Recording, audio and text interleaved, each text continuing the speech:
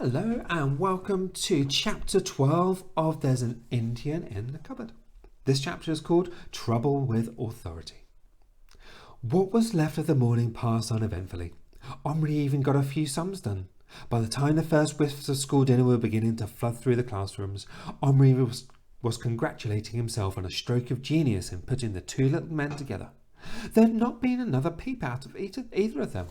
And when Omri took an opportunity, when the teacher's back was turned, to open his pocket stealthily and peer down into it, he was pleased to see them sitting in the bottom of it, face to face, apparently having a conversation. They were both gesticulating with their arms. There was too much noise all round for Omri to be able to hear their tiny voices. He had given some thought to the matter of their dinner. He would separate them for that, one into each pocket, and slip some dry bits of food down to them. Omri let himself play with the wonderful fantasy of what the other kid's reaction would be if he casually brought them out and sat them on the edge of his plate. Funny to think that he would certainly have done it, only a week ago, without thinking about the dangers. The bell rang at last. There was a usual stampede, and Omri found himself in the queue next to Patrick. "Come on then, hand them over," Patrick whispered over his tray as they shuffled towards the fragrant hatches. "Not now, everyone would see." "You said that at lunchtime." "After lunch. Now, I want to feed them." "Well, you can have Boone, but I want to feed Little Bull." "You said I could have them both," said Patrick, no longer in a whisper. Others in the queue began to turn their heads. "Will you shut up?" hissed Omri. "No," said Patrick in a loud, clear voice. He held out his hand. Omri felt trapped and furious. He looked into Patrick's eyes and saw what happens even to the nicest people when they want something badly and are determined to get it, come what may. Omri slammed his empty tray down on the floor and, taking Patrick by the wrist, pulled him out of the queue and into the quiet corner of the hall. "Listen to me," he grated out between teeth clenched in anger. "If you let anything happen to Little Bull, I will bash you so hard your teeth will fall out." This is the sort of thing that happens even to the nicest people when they are in a trap. With that, he groped in his pocket and brought the two little men out. He didn't look at them or say goodbye to them. He just put them carefully into Patrick's hand and walked away. He had lost his appetite, so he didn't go back into the queue, but Patrick did. He even pushed a bit. He was so eager to get some food to give to the cowboy and the Indian. Omri watched from a distance. He wished now he hadn't been too angry to give Patrick some pretty clear instructions, like telling him to separate them. Now he thought about it, perhaps it wasn't a good idea to feed them in a pocket. Who wants to eat something that's descended between two layers of cloth and collected bits of dust and fluff? If he'd still had them, he would have taken them to some private place and taken them out to eat properly. Why had he ever brought them to school at all? The dangers here were too awful. Watching, he suddenly stiffened.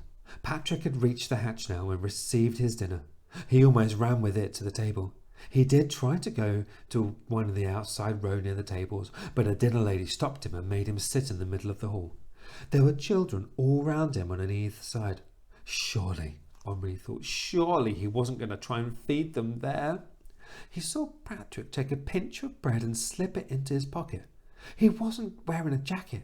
The men were in his jeans pockets. Fortunately, the jeans were new and loose, but still he had to half stand up to get the bits of bread in there. When he was sitting down, the people in his pocket must be pretty well squashed against his leg. Omri imagined them trying to eat, held down flat by two thick layers of cloth. He could almost see Patrick imagining it too. He was frowning uneasily and shifting around in his chair. The girl next to him spoke to him. She was probably telling him not to wriggle. Patrick said something sharp in reply. Omri sucked in his breath. If only Patrick wouldn't draw attention to himself. Suddenly he gasped. The girl had given Patrick a hard push. He pushed her back. She nearly went off the chair. She stood up and pushed him with all her might, using both hands. He went flying over backwards, half onto the boy on the other side of him, who jumped from his place, spilling part of his dinner. Patrick landed on the floor. Omri didn't stop to think. He raced towards him across the hall, dodging in and out among the tables. His heart was hammering with terror. If Patrick had fallen on them... Omri had a terrible, fleeting vision of the pocket of Patrick's jeans, with bloodstains spreading. He clamped down on his imagination. By the time he got there, Patrick was back on his feet, but now the other boy was angry and clearly looking for a fight. The girl on the other side looked ready to clobber him too. Omri pushed between them, but a stout dinner lady was ahead of him. Hey, what's going on? She asked, barging in with her big stomach and sturdy arms. She grabbed Patrick in one hand and the boy with the other, and kind of dangled them at arm's length and shook them. No fighting in here, thank you very much, or we'll be off to the headmaster's office before you can say knife. The old blooming pack of you. She dumped them down in their separate chairs as if they'd been bags of shopping. They were both thoroughly tousled and red-faced. Omri's eyes shot down to Patrick's thigh. No blood. No movement either, but at least no blood. Everyone began to eat again as the stout dinner lady stamped away, tut-tutting as she went. Omri leant over the back of Patrick's chair and whispered out of a dry mouth, "Are they all right?" "How do I know?"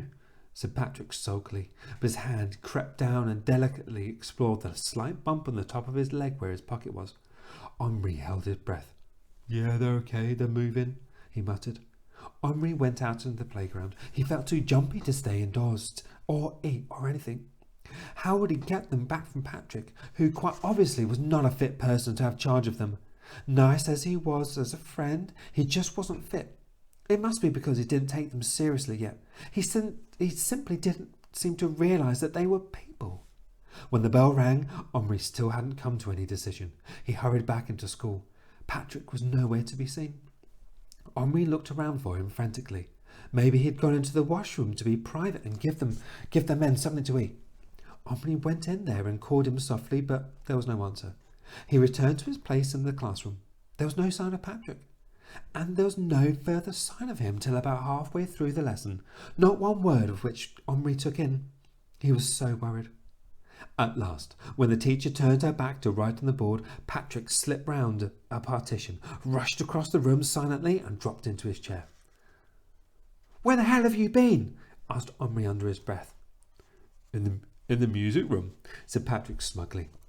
The music room was not a room at all, but a little alcove off the gym in which the musical instruments were stored, together with some of the bulkier apparatus like the jumping horse. "I sat under the horse and fed them," he muttered out of the side of his mouth. "Only they weren't very hungry." "I bet they weren't," said Omri, "after all they've been through."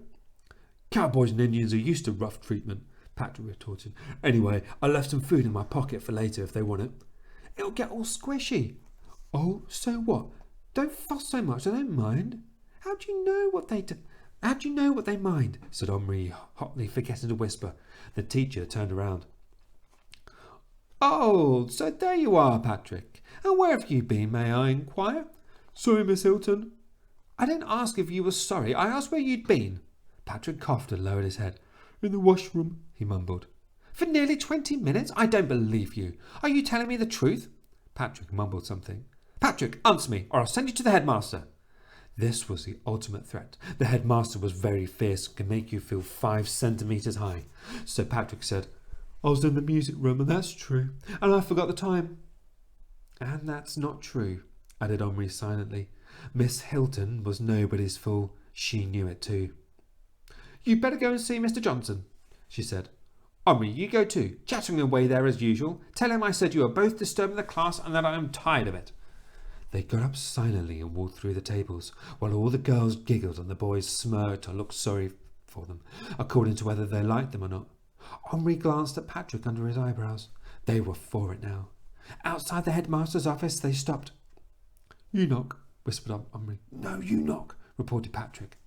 They dithered about for about a few minutes, but it was useless to put it off. So in the end, they both knocked together. "Yes?" came a rather irritable voice from inside. They edged round the door. Mr. Johnson was seated at his large desk, working at some papers. He looked at them at once. "Well, you two, what was it this time? Fighting in the playground or talking in class?"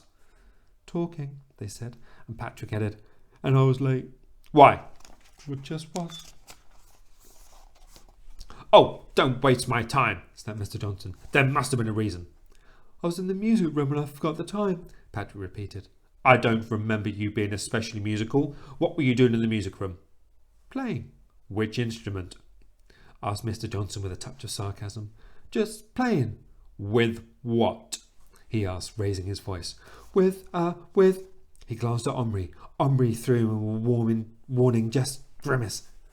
What are you pulling faces about, Omri? You look as if someone stuck a knife into you. Omri started to giggle, and that set Patrick off. Somebody just did, sputtered Patrick. Mr. Johnson was in no such jolly mood, however.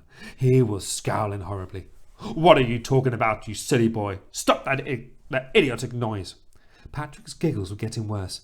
If they hadn't been where they were, Omri thought Patrick would have folded up completely. Someone did stick a knife into him, hiccuped Patrick and added, a very small one. His voice went off into a sort of whinny. Omri had stopped giggling and was staring in an awful anticipation at Patrick. When Patrick got into this state, he was apt to do and say anything, like someone who's drunk. He took hold of his arm and gave him a sharp shake. Shut up, he hissed. Mr. Johnson got up slowly and came round his desk. Both boys fell back a step, but Patrick didn't stop giggling. On the contrary, he had got worse. It seemed to be getting completely helpless. Mr. Johnson loomed over him and took him by the shoulder. Listen here, my lad, he said in a fearsome tone. I want you to pull yourself together this moment and tell me what you meant. If there's any child in the school who so far forgets himself as to stick knives into people, or even pretend to, I want to know about it. Now, who was it? Little Bull, Patrick squeaked out, tears running down his cheeks. Omri gasped. Don't! Who? Asked Mr. Johnson, puzzled. Patrick didn't answer. He couldn't. He was now speechless with nervous, almost hysterical laughter. Mr. Johnson gave him a shake of his own that rocked him back and forth on his feet like one of those weighted dolls that won't fall down. Then, abruptly, he let him go and strode back to his desk. You seem to be quite beyond yourself, he said sharply. I think the only thing I can do is telephone your father. Patrick stopped laughing instantly. Ah, that's better, said Mr. Johnson. Now, who did you say stabbed Omri? Patrick stood rigid like a soldier at attention. He didn't look at Omri. He just stared straight at Mr. Johnson. I want the truth, Patrick, and I want it now. Little Bull, said Patrick, very clearly and much louder than necessary. Who? Bull. Mr. Johnson looked blank, as well he might. Is that someone's nickname, or is this your idea of a joke? Patrick gave his head one stiff shake. Omri was staring at him as if paralysed. What was he going to tell? If he knew Patrick was afraid of his father. Patrick, I shall ask you once more. Who is this Little Bull? Patrick opened his mouth. Omri clenched his teeth. He was helpless. Patrick said, He's an Indian. A what? Asked Mr. Johnson. His voice was very quiet now. He didn't sound annoyed anymore. An Indian. Mr. Johnson looked at him steadily for some seconds, his chin resting on his hand. You are too old to tell these sorts of lies, he said quietly. It's not a lie, Patrick shouted suddenly, making both Omri and Mr. Johnson jump. It's not a lie. He's a real live Indian. To Omri's horror, he saw that Patrick was beginning to cry. Mr. Johnson saw it too. He was not an unkind man. No headmaster is much good if he can't scare the wits out of children when necessary, but Mr. Johnson didn't enjoy making them cry. Now then, Patrick, none of that, he said gruffly, but Patrick misunderstood. He thought he was still saying he didn't believe him. He now said the words Omri had been dreading most. It's true, and I can prove it. And his hand went to his pocket. Omri did the only thing possible. He jumped at him and knocked him over. He sat on his chest and pinned his hands to the ground. You dare! You dare! You dare! He growled out between clenched teeth before Mr. Johnson managed to drag him off. Get out of the room! He roared. I won't! Omri choked out. He'd be crying himself in a minute. He felt so desperate. Out! Omri felt his collar seized. He was almost hiked off his feet. The next thing he knew, he was outside the door and hearing the key turning. Without stopping to think, Omri hurled himself against the door, kicking and banging with his fists. Don't show him, Patrick! Don't show him! Patrick, don't! I'll kill you if you show him! He screamed at the top of his lungs.